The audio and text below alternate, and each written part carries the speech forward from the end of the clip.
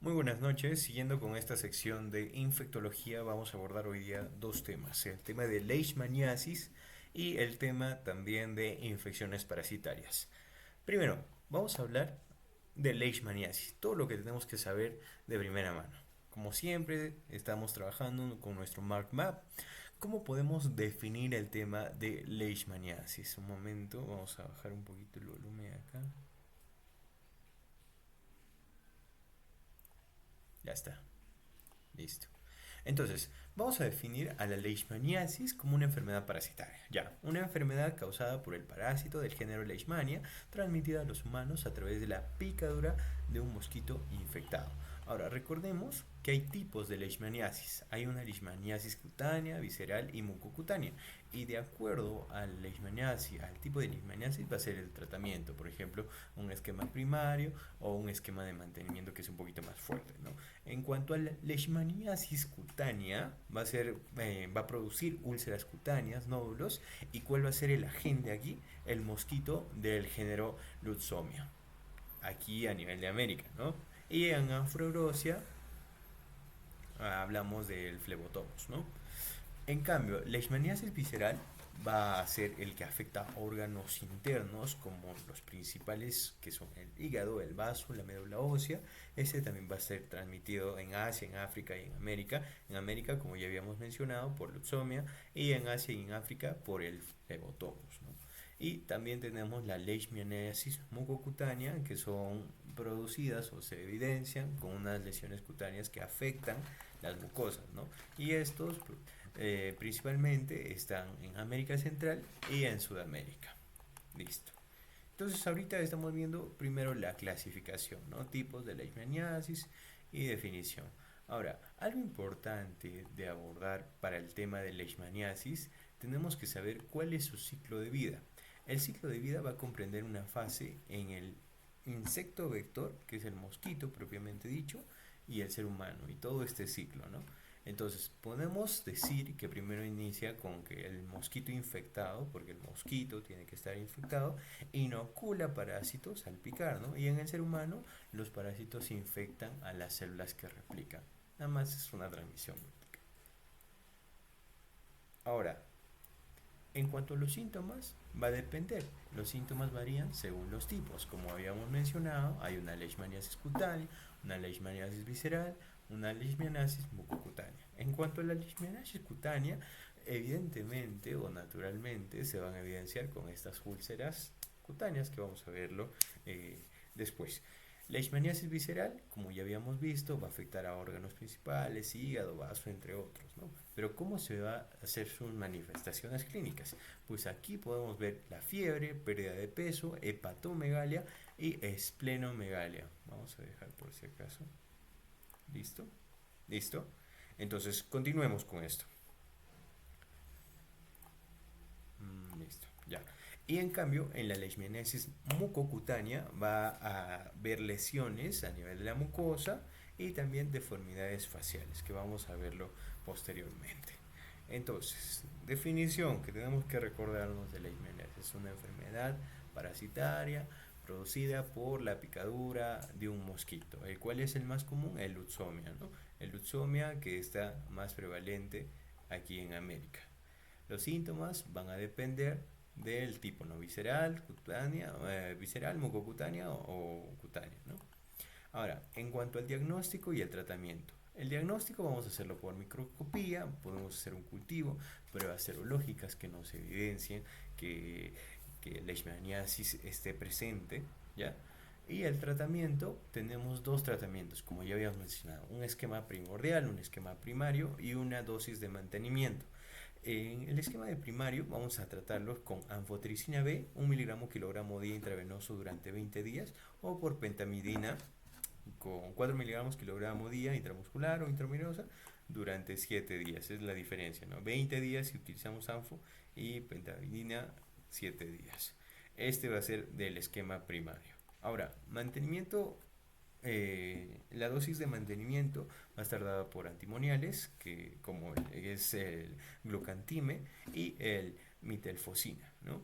En cuanto al glucantime, va a ser 20 mg/kg día intramuscular durante 20 días, y 28 días vía oral de 2.5 miligramos por kilogramo día el miltefosina.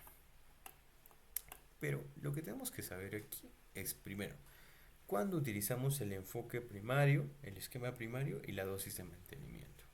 Pues el tratamiento va a variar según la gravedad. Si tenemos una leishmaniasis aguda y grave, siempre vamos a iniciar con el esquema primario, ¿ya? Luego tenemos que monitorizar la respuesta clínica y el laboratorio y considerar ajustar en la dosis según la respuesta del paciente.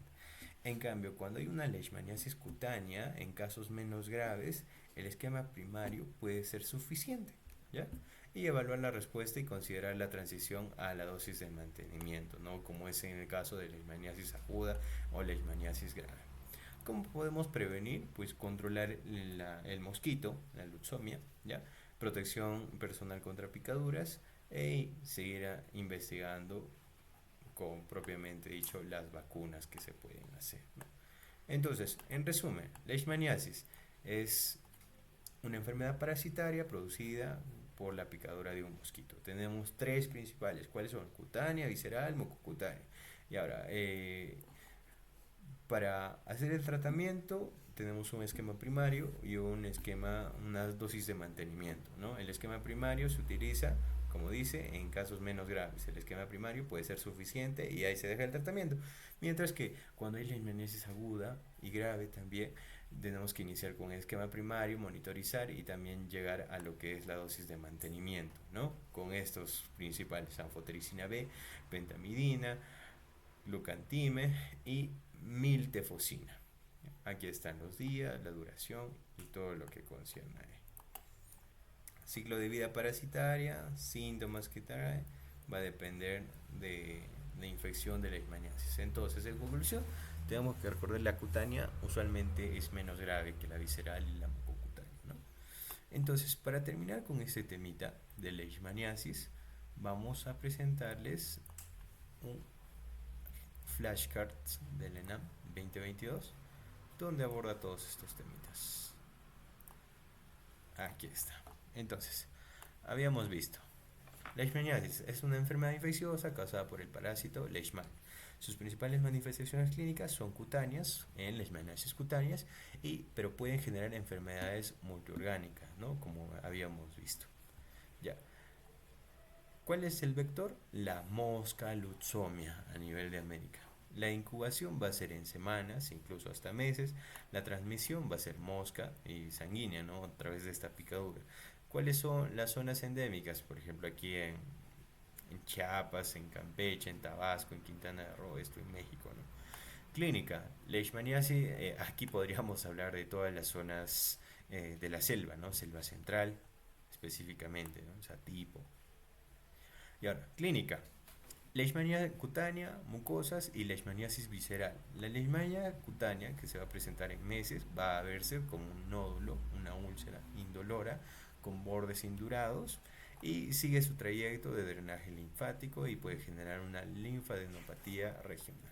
En la leishmaniasis de mucosas, ya hablamos a nivel nasal, faringe, pulmones, puede generar inflamación, secreción, sangrado y una necrosis en casos muy graves, ¿no? Y por último, la leishmaniasis visceral, que es un síndrome de malestar general, esplenomegalia, pancitopenia, hiperpigmentación de la piel. Como ya habíamos visto, estas tres entidades son las más prevalentes, ¿no? ¿Cuál es la menos grave? La cutánea, y estas serían las más graves, ¿no? El diagnóstico va a ser por biopsia más uno de los siguientes: PCR o cultivo de microscopía a mastigotes, ¿no? Pero lo que siempre es importante hacer es el tema de la biopsia, más que nada para tu leishmaniasis cutánea, ¿no? Y el tratamiento, bajo riesgo, alto riesgo y visceral, ¿no? Cuando es visceral, ya habíamos visto su dosis normal, su esquema primario con anfotericina B, y alto riesgo con azoles, como es el miltefosina, como ya habíamos visto, y bajo riesgo con un tratamiento local que se puede hacer con crioterapia, ¿no?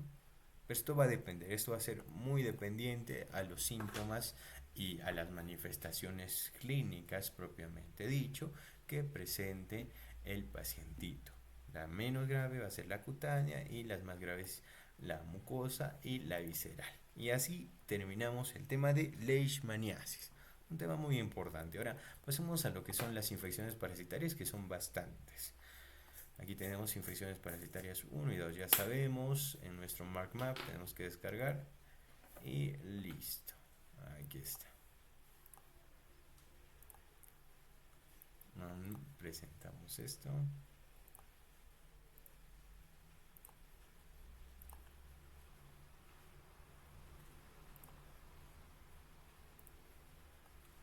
Aquí está, ya.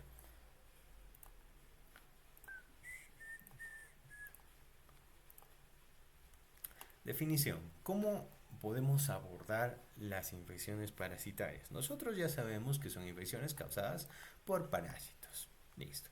Y ahora, para abordarlo de mejor forma, siempre tenemos que ir de lo más simple. Tenemos que reconocer los tipos de parásitos que nos ocasionan estas enfermedades parasitarias, valga la redundancia, y podemos dividirlo en tres grandes grupos: en protozoos, helmintos y artrópodos. ¿Quién no conoce los artrópodos, no? Las arañitas, los ácaros, mosquitos, piojos, ¿no?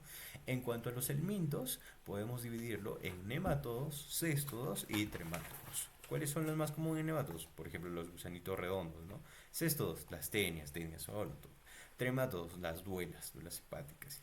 Protozoos, podemos diferenciarlo en amebas, Yardia y el Plasmodium vivax, que va a generar la malaria, ¿no? Propiamente dicho.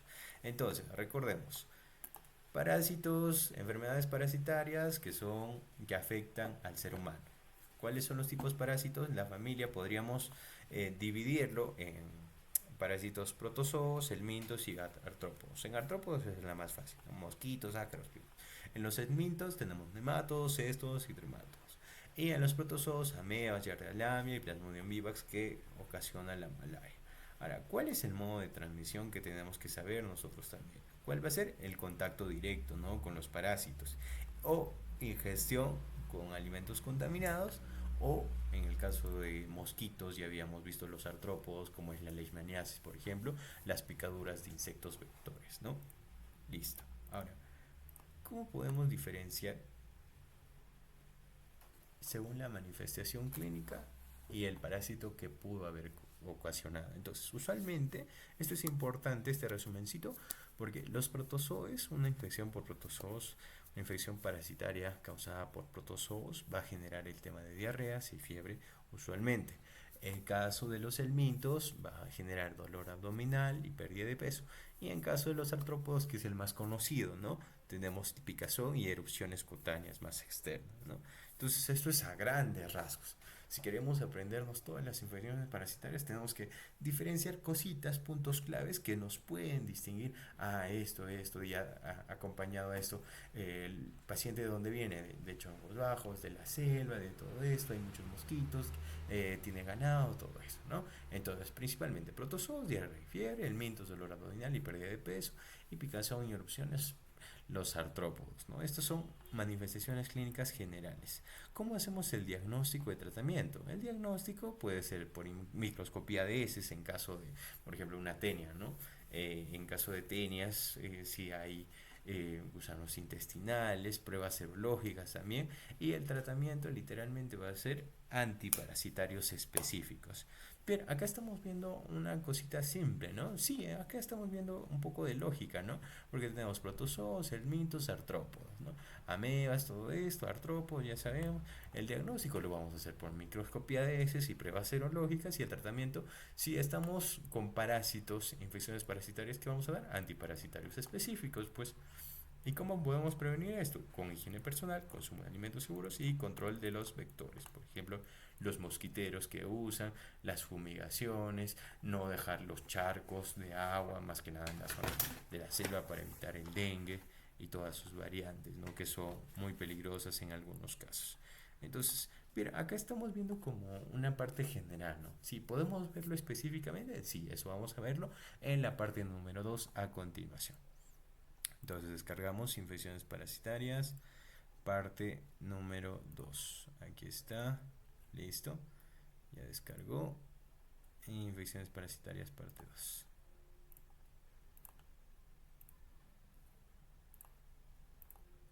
Mira, acá sí está el resumen bien grande, ¿no? Sí, pues vamos a ir de poco a poco, poco a poquito. Pierre, tú me dijiste que hay tres principales, ¿no? Que ocasionan estas infecciones parasitarias. Sí, estamos hablando de protozoos, helmintos y artrópodos. ¿Cuál quieres empezar? Por los artrópodos, Pierre, porque son los más conocidos. Sí, pues son los más conocidos. Y pues vamos a iniciar con los artrópodos.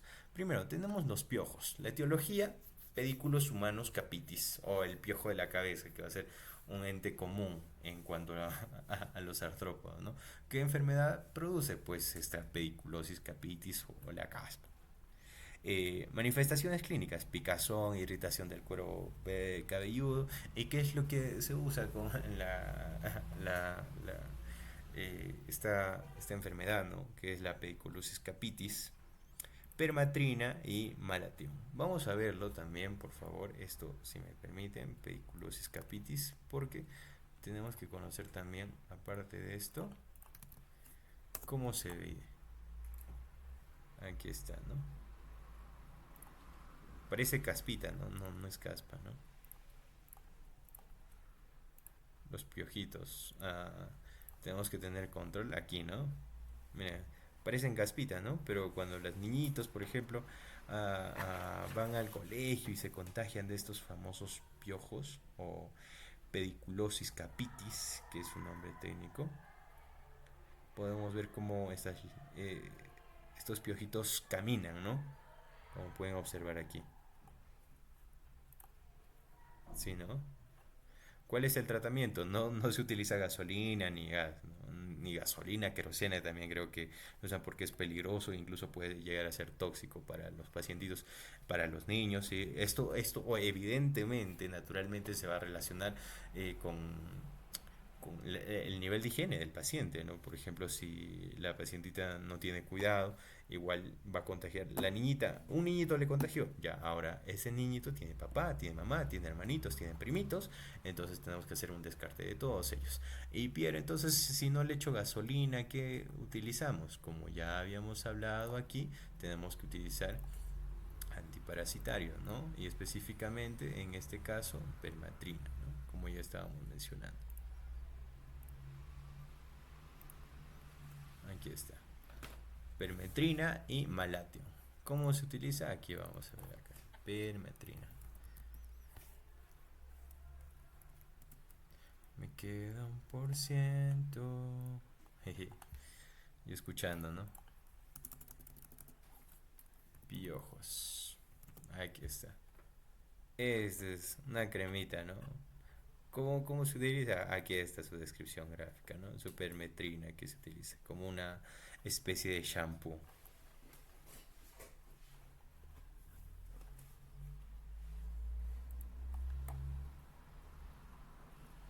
¿Ya? Permetrina. No estemos utilizando lo que es. Y nosotros tenemos que dar indicaciones, ¿no? Para nuestros familiares, todo eso que tal vez han tenido un familiar, ¿no? Que conoce a una persona con piojos, ¿no? Entonces recétale esto, ¿no? Hay varias cremitas que nombres comerciales ya, ¿no? Acá vamos a dar la permetrina en shampoo. Listo. Sigamos, por favor. Un tema muy interesante, muy común y que tenemos que saber nosotros. Es esto. Ya, manifestaciones clínicas, picazón, irritación del cuero cabelludo. ¿Qué utilizamos? Permetrina en forma de champucito y el malatio, ¿no? Listo. Ahora, hablamos de otra enfermedad súper común. Esto vamos a hacerlo más grande, listo.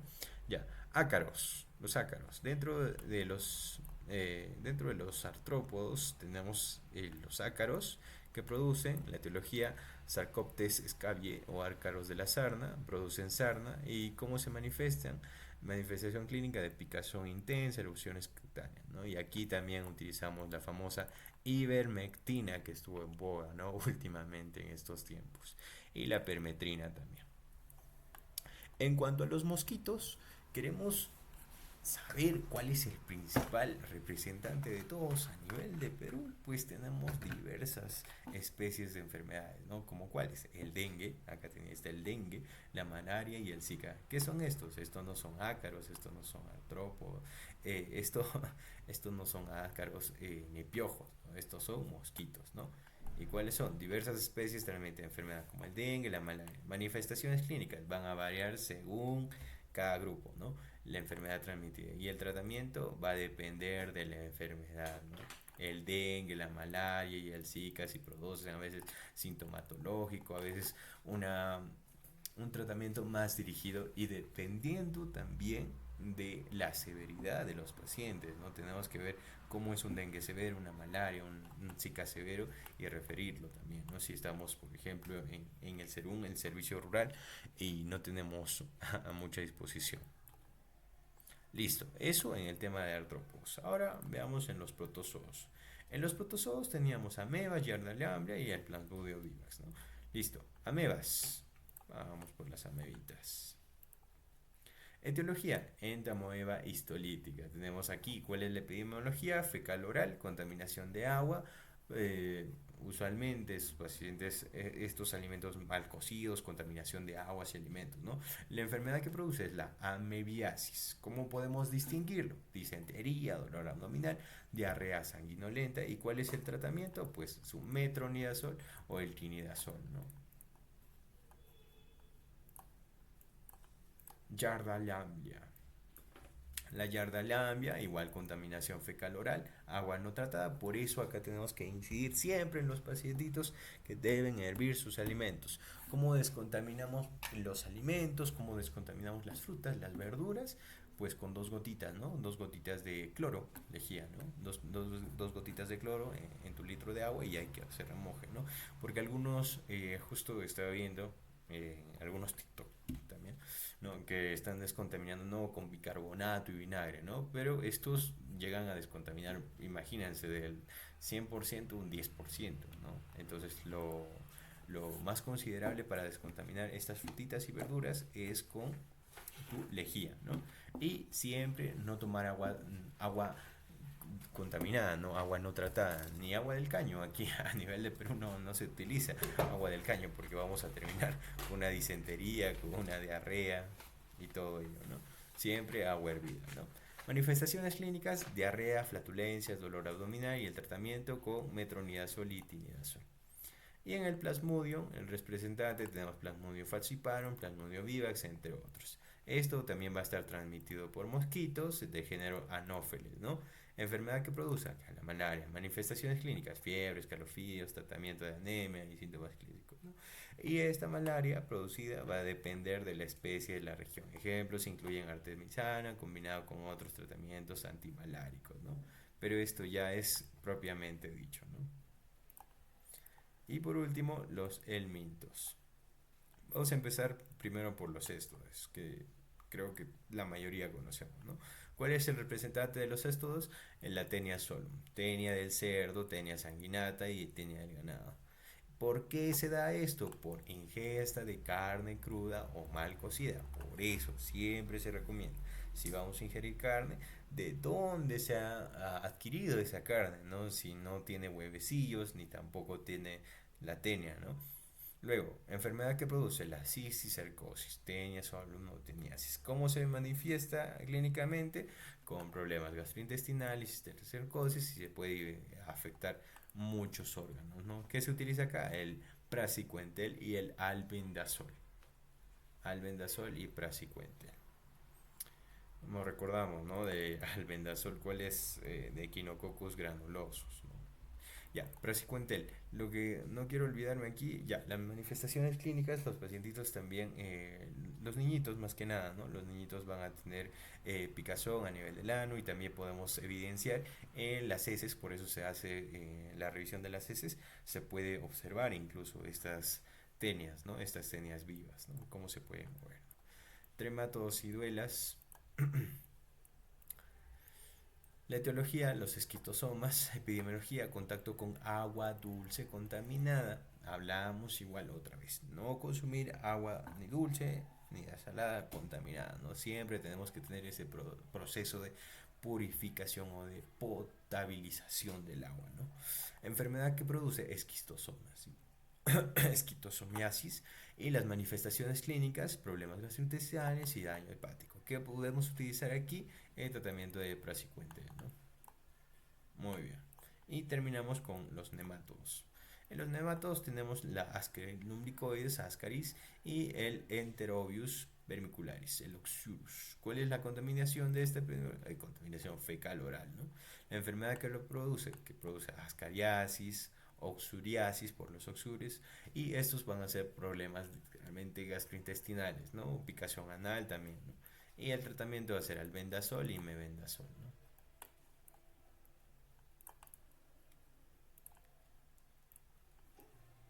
Listo, entonces, lo que tenemos que recordarnos. Dentro de los protozoos, estos plasmidium, ¿no? Y listo. Con esto terminamos el tema. Vamos a nuestro banquito.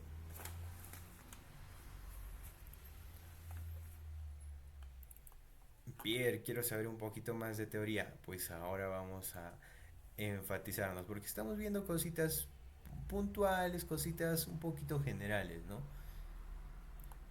Incluso podemos ver un poquito imprecisas las cositas. ¿Por qué? Porque vamos a hacer ahorita. Ahora nos dirigimos a nuestro banquito. Listo, aquí está. Listo, habíamos hablado. ¿Qué causa la leishmaniasis? El parásito del género Leishmania, ¿no? La lutzomia, ¿no? Específicamente. ¿Cómo se transmite la leishmaniasis? A través de la picadura del mosquito Flebotomos. ¿Cuál es el principal síntoma? Vamos a agrandarlo un poquito. Listo, acá está. Listo, ya.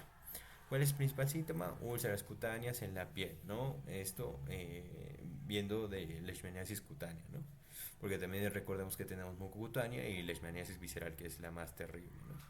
¿Es la leishmaniasis una enfermedad tropical? Sí, es más común en los climas cálidos. ¿Cuál es el nombre de la forma visceral grave? Y ahora vamos a nuestros epónimos, ¿no? Tenemos una forma visceral grave que es la leishmaniasis visceral o de Kala-Azar o leishmaniasis visceral grave.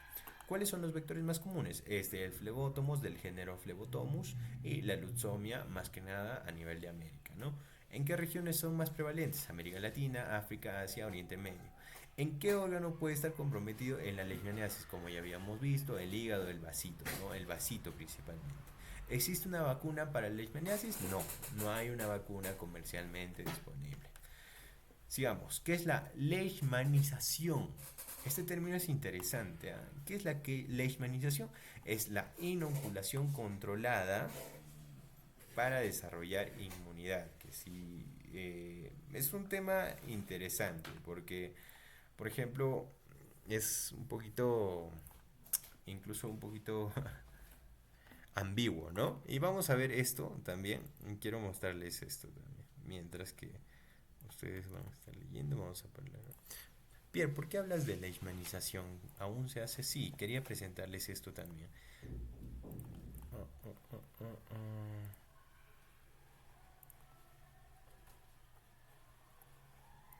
Aquí está, Universidad de Granada.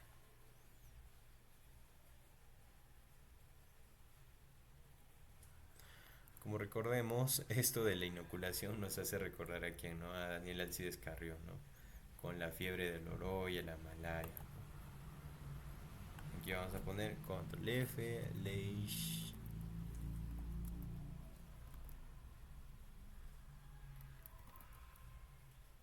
Aquí está.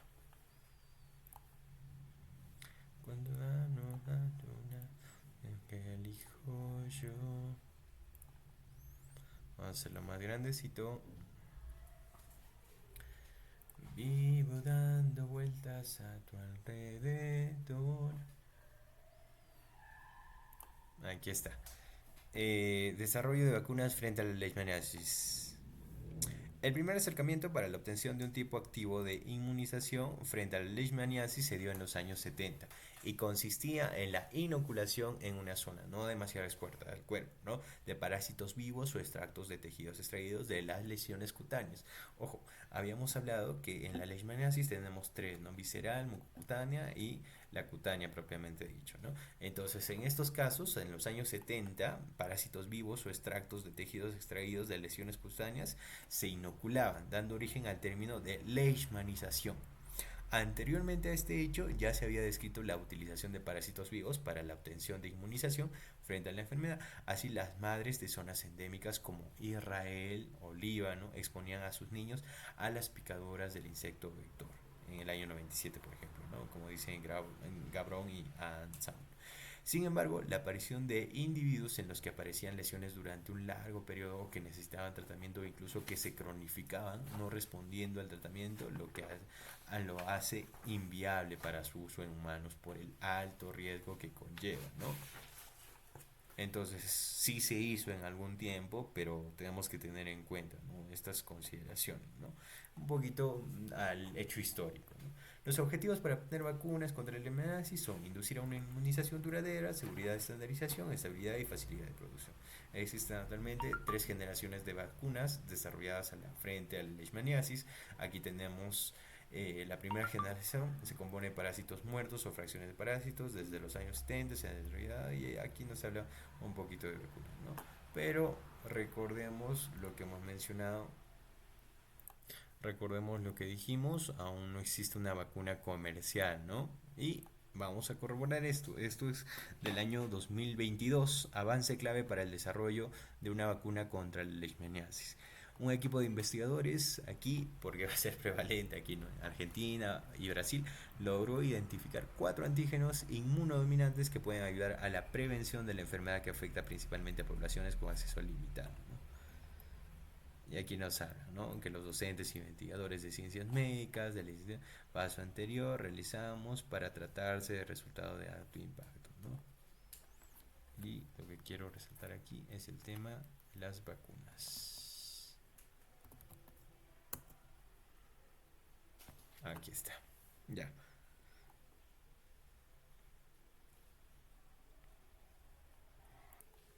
Listo. Acá. Otros detalles del estudio.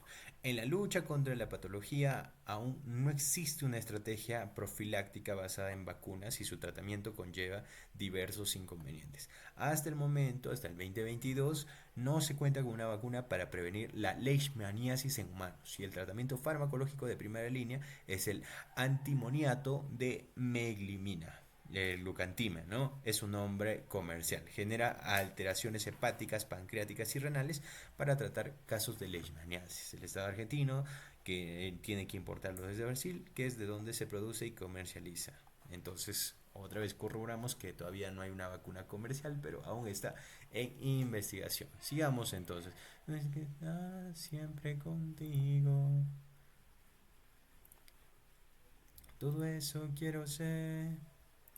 Sigamos entonces con nuestro banqueo. Listo.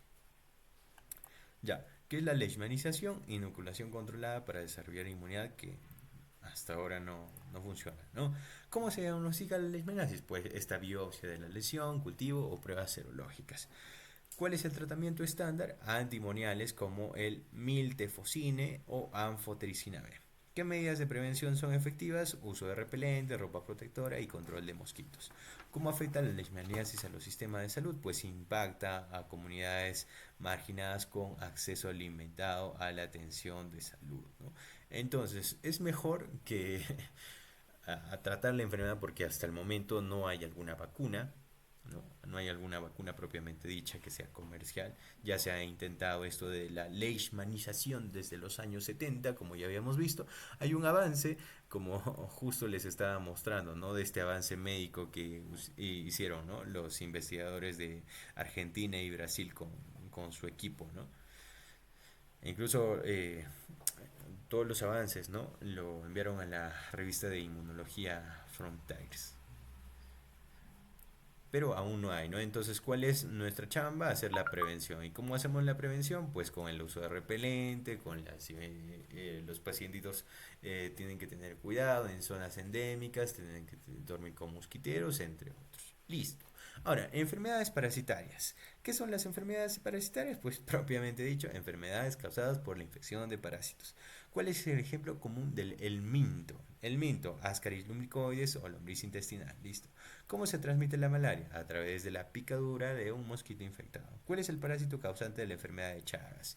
Enfermedad de Chagas, otro común agente, Trypanosoma cruzi, ¿no? Muy bien. donde se suele encontrar a la tenia sol en carne de cerdo mal cocida, ¿no? ¿Qué es la yardiasis? ¿Cómo se transmite? Pues enfermedad intestinal por yarda lamblia y se transmite a través de agua contaminada o alimentos contaminados. ¿Cuál es el ciclo de vida de la lombriz solitaria o de la tenia solitaria? Pues cuando se consume la carne de res cruda o mal cocida, nosotros ingerimos y ahí se puede cocinar los huevitos, ¿no? ¿Cómo se previenen los esquistosomiasis? Lo que estábamos hablando, pues evitando el contacto con agua contaminada con larvas de parásitos. Tripanosomiasis africana, enfermedad del sueño o enfermedad de tsetse, transmitido por la mosquita, ¿no? Tsetse. ¿Qué es la filariasis? Infección causada por filarias transmitidas por mosquitos. ¿Cuál es el agente causal de la leishmaniasis? Pues ya habíamos visto el género Leishmania, transmitido por la picadura del flebotomos. Aquí tenemos nuestro mosquito del insomnio.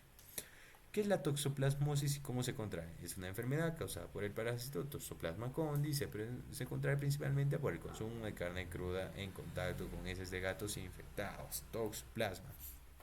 Toxoplasma, recordando del torch, del famoso torch, ¿no? En el tema de pediatría, ¿no? Que puede generar muchas dificultades al bebito, ¿no? Al neonato. ¿Cuál es el agente causal de la enfermedad del sueño africano? Trypanosoma brucei, transmitida por la mosca tsetse. ¿Cómo se llama el parásito causante de la elefantiasis, la filaria del género Wucheria, transmitido por mosquitos? ¿Cuál es el ciclo de vida del parásito que causa enfermedad de Chagas? Es un ciclo de vida complejo con insectos triatominos como los vectores. Entonces estos son los temas más importantes, las partes interesantes y más importantes, vuelvo a aclarar, de leishmaniasis y enfermedades parasitarias. Y así terminamos la sesión. Gracias.